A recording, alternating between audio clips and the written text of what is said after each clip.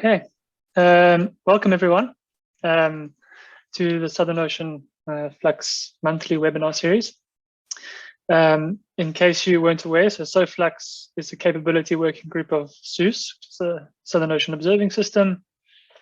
And this is part of a sort of a monthly webinar series that we host with the focus on air-sea fluxes. And as a part of this, we hope to promote early career researchers. And today we're very happy to welcome Dr. Andréa Carvalho, who is a postdoc at the Federal University of Rio Grande in Brazil. And Andréa currently works with the air-sea fluxes of CO2 in the Northern Antarctic Peninsula. And today we will get a webinar of Carbonate system at the Northern Antarctic Peninsula, the current knowledge and future perspectives. Andréa, when you're ready, you can share your screen and begin. Okay. So can you see my presentation full screen? Yes, perfect. Great. So thank you very much, Marcel, and thank you all for attending this webinar today.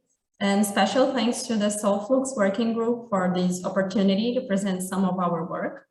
So today I'm going to talk about the marine carbonate system, specifically in the region of the Northern Antarctic Peninsula. I'll bring some current knowledge and future perspectives according to the biogeochemical research done here by the Brazilian High Latitude Oceanography Group.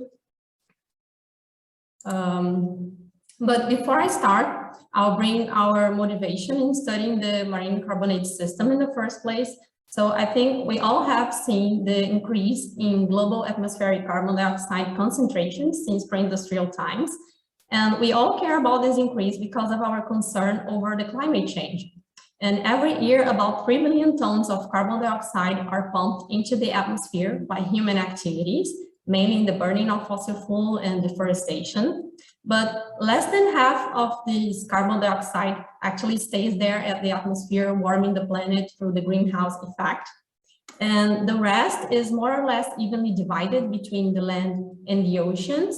So I think we all agree that the oceans are doing a great job in mitigating the climate change. So this is why it is so important to understand the processes and mechanisms by which the ocean absorbs carbon, and also to quantify the amount of anthropogenic carbon storage, and also to understand its space and time variability in the different regions of the oceans. And this is especially important, I would say, at the Southern Ocean, where the cold temperatures and its massive extent makes it one of the world's largest carbon sinks. About 50% of the carbon dioxide absorbed by the oceans is taken up at the Southern Ocean. And this figure shows that in modern times, the Southern Ocean has absorbed much more carbon dioxide than it has released. So in this sense, the Southern Ocean plays a key role in biogeochemical cycles, acting on processes with implications for carbon dynamics. For example, the upwelling in deep waters, providing nutrients to support biological productivity at the surface, contributing for absorption of large amounts of carbon dioxide from the atmosphere, and its transfer and storage within the ocean through the biological carbon pump, and also through ventilation processes sequestering carbon and heat absorbed from the ocean surface to deeper levels, and also with processes of sea ice dynamics as well. But even though the Southern Ocean has this huge importance when it comes to buffering the impacts of climate change, it remains one of the most understudied and least understood places on Earth. So among the regions of the Southern Ocean, the Northern Antarctic Peninsula has emerged as a climate hotspot for climate change investigation. And this is because this marine environment represents a climatically sensitive region. It is a transition zone between subpolar and polar regions, where we have biological, chemical, and physical processes interacting, making it a highly variable environment. And as shown in this figure, this variability can be explained in part because the Northern Antarctic Peninsula is influenced by waters from the southern sector of Drake Passage, the Bransfield Strait circulation system, represented here by those red arrows, and the Northwestern Weddell Sea, represented here by these purple arrows, and the north of the West Antarctic Peninsula shelf, including the Gerlache Strait, this green arrow here, and also with intrusions of relatively warm, salty, and less oxygenated waters from the circumpolar deep water, represented by this dashed orange arrow here. So this peculiar ocean circulation and dynamics, together with distinct oceanographic features such as eddies and fronts, can minimize or increase the climate effects in this region, making this a unique environment with high sensibility to climate change, and that gives us rapid responses to climate-induced processes. So here's a schematic figure showing some changes already reported in the area, which we can highlight the warming of ocean and atmosphere, which can be related with melting and further disintegration of ice shelves. And the input of meltwater promotes change in salinity and alkalinity and sea surface temperature. And all of those changes directly impact the marine organisms, both changing their density and composition of the marine communities. So the Northern Antarctic Peninsula experiences fast change due to global warming, with consequences, for example, to phytoplankton biomass composition and size. And this implies in carbon dioxide exchange between the ocean and the atmosphere, because the more stratified ocean conditions favor the development of smaller phytoplankton cells, which change the size of the dominant group, likely altering the food webs and the carbon dioxide fluxes in the region as well. So keeping an eye on these changes, since 2002, the Brazilian High Latitude Oceanography Group has been performing continuous research at the regions of the Northern Antarctic Peninsula. And during those 20 years, we have executed around 17 cruises and occupied about 1,000 stations. And you can see here that most of the efforts have focused on the regions of the Bransfield Strait and the Gerlach Straits, but this is due to their relatively easier access, logistics, and favorable oceanographic conditions. And since 2008, the group has been promoting efforts for biogeochemical sampling in different regions of the NAP, as shown here. And water samples have been collected to measure carbonate system parameters like total alkalinity, dissolved inorganic carbon, and pH. And we also have performed carbon dioxide partial pressure underway measurements, allowing us to investigate the magnitude and spatiotemporal variability of the sea air carbon dioxide fluxes and the acidification status and the amount of anthropogenic carbon storage in the region. Now bringing some of our results. In this first investigation, we had physical, chemical, and biological measurements for 3 summer periods from 2008 to 2010, and the sea air carbon dioxide fluxes and carbon dioxide partial pressure variability was investigated in the regions of the southern portion of the Drake Passage, the Bransfield Strait, and the northwestern Weddell Sea. And a significant variability was found at both spatial and interannual scales. And overall, in the summers of 2008 and 2010, the surface waters represented a sink of atmospheric carbon dioxide, and biological activity was the dominant process that removed inorganic carbon from the surface waters, especially in the areas with strong diatom blooms, here in the Weddell Sea, near the James Ross Island, and areas dominated by cryptophytes in the Bransfield Strait. Otherwise, in the summer of 2009, the region acted as a weak source of carbon dioxide to the atmosphere. And at that time, the physical processes prevailed over the biological activity. Another investigation was conducted now in the summer of 2015 in the region of the Gerlach Strait. And in the sample period, the Gerlach Strait acted as a carbon dioxide source to the atmosphere. And we know that temperature has a large influence on seawater carbon dioxide partial pressure distribution pattern. But the results shown here suggest that in this case, the seawater carbon dioxide partial pressure was mainly dominated by other physical processes like the warm circumpolar deep water intrusions, and coupled with biological activity. And this is illustrated here in the upper right figure, when no significant changes were observed when temperature normalized carbon dioxide partial pressure distribution showed no difference when removing the effect of the temperature. And in relation of the carbon dioxide fluxes, it was interesting to observe the different magnitudes obtained when we use shipboard instantaneous wind speed, when the average values increased its magnitude, and when only reanalysis wind data was used to determine the fluxes, the values decreased to half. Now, in relation to the phytoplankton dominant groups, cryptophytes and diatoms made the greatest contribution to the total phytoplankton biomass, comprising about 70% of the total biomass. But cryptophytes dominated the warmer surface waters at the north of the Gerlach Strait sector, with a contribution of above 50% to the total biomass.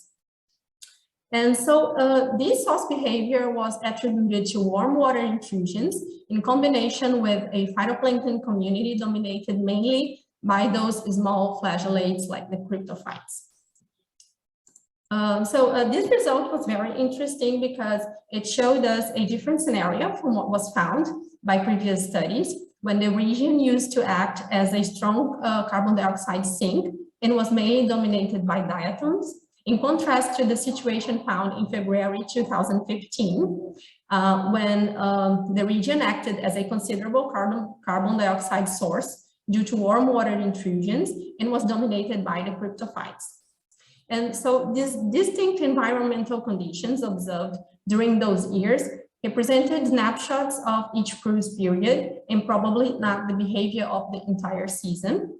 So these results reinforce the need to carry out more robust temporal assessment of change in carbon dioxide and to investigate whether this behavior is being affected by climate change or not.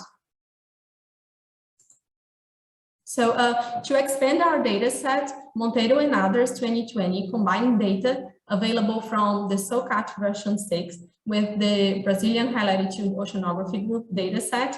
And here we have a time series of the summer periods between 1999 to 2017. And in this figure, this growing black line represents the carbon dioxide partial pressure in the atmosphere. And this dashed blue line represents the average values over those years. And these colored lines represent the values obtained by calculations with different parametrizations for the carbon dioxide fluxes. So this time series shows us that over the years, the behavior of the carbon dioxide in the region varied between summers of near equilibrium with the atmosphere with values close to zero and years of more intense absorption of carbon dioxide during summer. And they pointed out that the region is heading towards an intensified carbon dioxide sink behavior during the summer period, especially after 2012. And these blue arrows here point out that this intensified carbon dioxide sink was associated with freshwater inflow, which decreased salinity and reduces the buffering capacity of the sea surface water, and especially in the coastal regions. And in addition, it increases the stability of the upper water column and favors the entry of iron and nutrients and into the seawater, triggering the primary productivity, mainly here in this region in the south of the strait. Later, the carbon dioxide seasonal cycle was investigated in the Gerlach Strait between 2002 and 2017 during summer. As we see here in these schematic figures, we have greater solar radiation and temperature, increasing the meltwater discharge. And we also have a decrease of the mixed layer depth and stratification of the water column, which favors the biological activity. During late spring and summer, photosynthesis decreased the carbon dioxide concentration at the sea surface, increasing the carbon dioxide uptake by the oceans. And during winter, we have sea ice formation and increase in turbulence caused by stronger winds, promoting an increase in depth of the mixed layer. So in fall and winter periods, episodic upwelling events increase the remineralized carbon at the surface, and the region acts as a moderate or strong source of carbon dioxide to the atmosphere. And looking at this inset graph here, we have the monthly averages of carbon dioxide fluxes, and the carbon dioxide emissions during autumn and winter are almost balanced by the only 4-month periods of intense carbon dioxide absorption during summer and spring. So consequently, the region acts as a weak annual source of carbon dioxide to the atmosphere. And these findings emphasize the need for a better understanding of the seasonal sensitivity of the carbon dioxide fluxes at the Southern Ocean, and especially considering the impacts of climate change. Now, I'll give a brief overview about the results we have on anthropogenic carbon and seawater acidification. As atmospheric carbon dioxide is absorbed by the oceans, it reacts with seawater and lowers its pH, increasing acidity, and ocean acidification is attributed to the second problem of anthropogenic carbon emissions. And the cold and less salty waters together with mixing processes makes the Southern Ocean absorb large amounts of anthropogenic carbon, which is distributed by regional circulation to other regions. In an investigation in the Gerlach Strait, he reported that anthropogenic carbon is stored in waters deeper than 100 meters, with consequences to the pH and also the calcium carbonate saturation states. And as omega aragonite is already very close to 1 in depth, any small additional entry of anthropogenic carbon can trigger the dissolution of the carbonate in the Gerlach Strait. And this can bring damage to the functioning of marine ecosystems, directly affecting those organisms that use calcium carbonate in the production of their shells.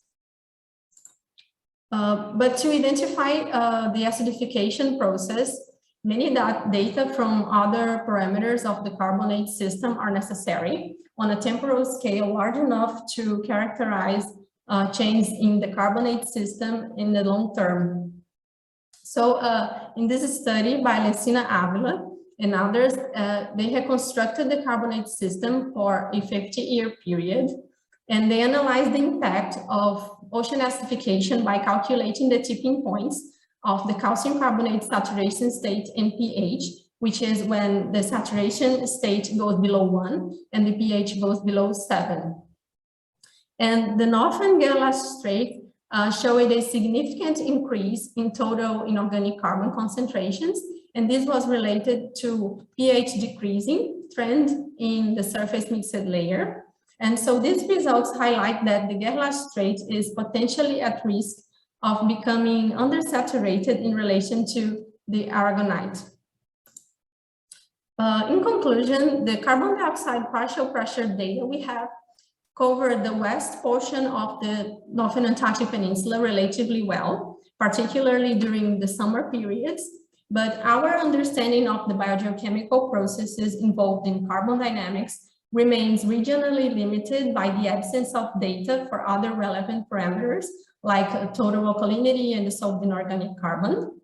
But efforts have been made to fill those gaps by using the most frequently available variables like sea surface temperature and sea surface salinity to estimate total alkalinity, for example. And the equations for estimating total alkalinity are widely used in global oceans and in the Southern Ocean. And considering the wide variability we have during summer, these data are used to estimate the total alkalinity throughout the year.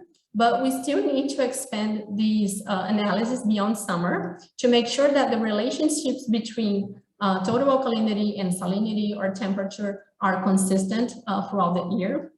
And in addition, a robust approach for total inorganic carbon estimates would considerably expand our understanding of carbon dynamics in the region. So more temporal investigations of the carbonate system parameters are necessary to determine natural environmental fluctuations and to distinguish natural variability from anthropogenically driven changes. And we also need a better evaluation of influence of mixing processes and to understand the role of phytoplankton in the carbon dioxide fluxes. And lastly, we emphasize the importance of more studies regarding the anthropogenic carbon uptake rate and accumulation and export to the global ocean. So there are lots of people involved to reach these results that I have shown today. So I would like to acknowledge the people from the research groups and networks that are instrumental for this observational work. So everybody from the Brazilian High Latitude Oceanography Group, from the Ocean Acidification Network, from the National Institute of Cryosphere Science, from the Latin American Ocean Acidification Network, from the Global Ocean Acidification Observing Network, from the Brazilian Research Network on Global Climate Change, and also our financial support from Science, Technology and Innovation Ministry, from the CAPES and CNPq Councils, from the FAPEX Foundation, from the Federal University of Rio Grande, the Brazilian Antarctic Program, and the Brazilian Navy. And before I finish, I would like to share our website where you can find more from our work, our projects and publications, and also where our Science Communication magazine is available. It is an annual publication in its third year, which was dedicated to the Oceans Decade for the Sustainable Development. And you can also follow us online at our social network listed here. So thank you all very much, and I'll be happy to answer any questions you have.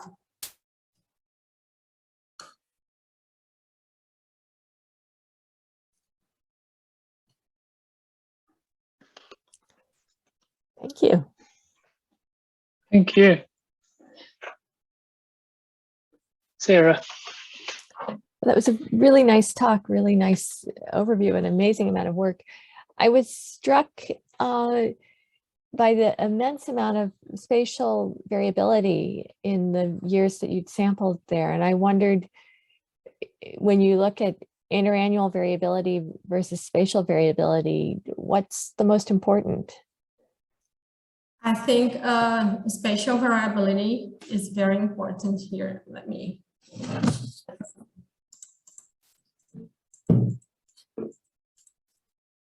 Can you see here? Yeah. Have like a pattern of this region here and near the James Ross Island, you know. And I think that this spatial, this temporal variability here in the Bransfield Strait, I would say that temporal variability is more important because of the dynamics and circulation here. But we kind of have a spatial pattern here between this part and this other part. So do you think that the spatial scales you see, that those are pretty small? Is that the local Rossby radius that's setting those? Are we looking at small eddies, or is this temporal variability associated with different sampling? Yeah.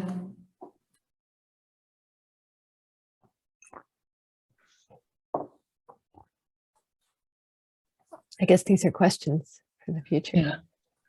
Yes. So we had a question in the chat. So for PCO2 in the ocean, what method do you use? What? Sorry, I couldn't. I'll repeat in the chat. So for PCO2 in the ocean, what method do you use? I'm not sure if you want to elaborate, then I suppose you could now. In the ocean, what method do you use? So during some years, we use the direct measurements using the general oceanics equipment measuring throughout the entire cruise. So we had the direct measurements, but for other years we have total alkalinity and dissolved inorganic carbon samples being collected and we analyzed in the laboratory, and then we use those parameters to estimate the carbon dioxide partial pressure and then the fluxes. So we use both indirect measurements and direct measurements for estimating PCO2. Thanks. Bruno. Hi, thank you very much for this nice summary. I have a few questions. Well, so you seem to you ascribe all the variability to the change in the biological pump, the shift in the natural assemblage of phytoplankton, and the change in the circulation, and especially the input of CDW. Do you see in your data any variability that can be ascribed to change in sea ice condition, or input from glacier, melting glacier, or anything related to the cryosphere? I'm sorry, I'm gonna put the headphone because I could hear you clearly. Can you repeat the question? So please? thank you for your summary. You see, you ascribe all the variability, seasonal and seasonal variability, to the change in the natural phytoplankton assemblage, and the shift in the circulation, especially the input of CDW, correct? Mm-hmm. And do you, in your data, there is no sign or no entrance on the cryosphere? I mean, there is no effect on sea ice dynamics, sea ice changes, or input from glacier meltwater. There is no influence at all. Yeah, when Monteiro et al. Did the study of the seasonal cycle, they considered the input of fresh water from those processes, but we recognize that it's something that we need to improve, is to quantify this influence of sea ice dynamics in the carbon dioxide fluxes, for example. I don't know if I answered you well. Yeah, well, okay. Yeah, okay. Well, thank you.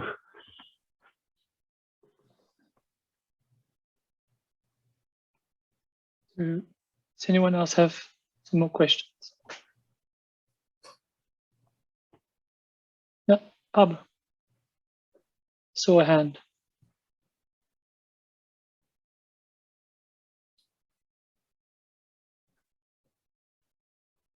Mistake, no problem.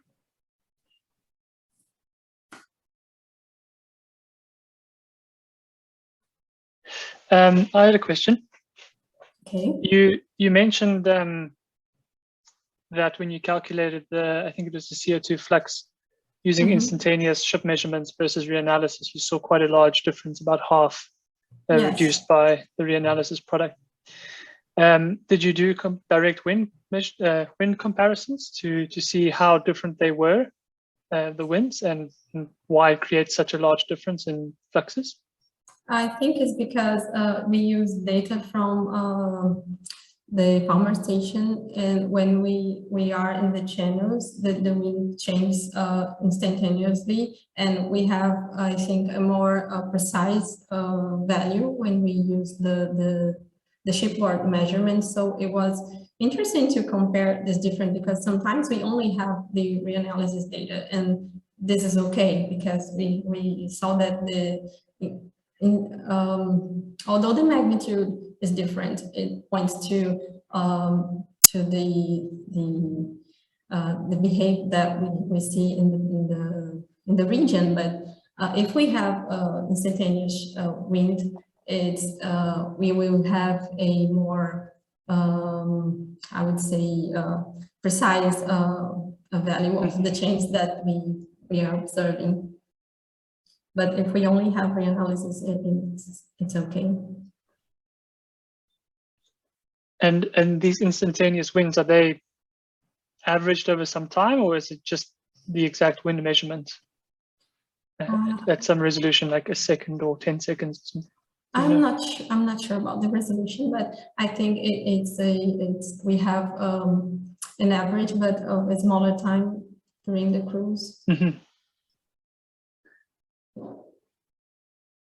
Yeah, I think it's so interesting to see how, the reanalysis observations can have such a large impact on changes in the flux. Yeah.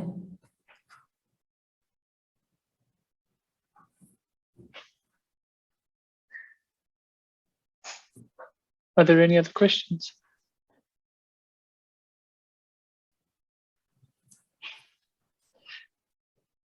So I had one thought, and oh, sorry, Bruno, you go first. Yeah. So regarding to the estimate of the anthropogenic carbon, which method are you intending to use? So to anthropogenic carbon, we use the Torratier-Boyer method, the Troca method, Torratier 2007.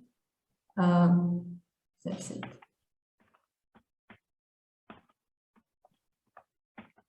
Okay, thank you. Okay.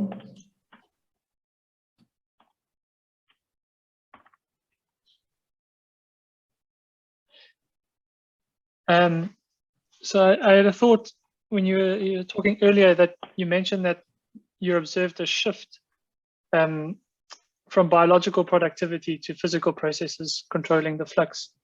What was the time scale of that shift, and is it noticeable? You know, is there a trend in the change, or does it sort of back and forth? I think we're comparing different years, so the condition in each summer during those years, so it can change widely depending on the year and on the influence of other processes like the climate modes. You know, it can vary from every year. Okay, so annual timescales, you would say. Annual timescales. Yes.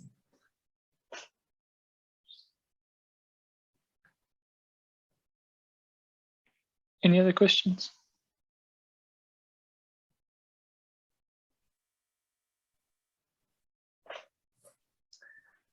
Okay, Andrea, thank you so much for taking the time to give us this presentation.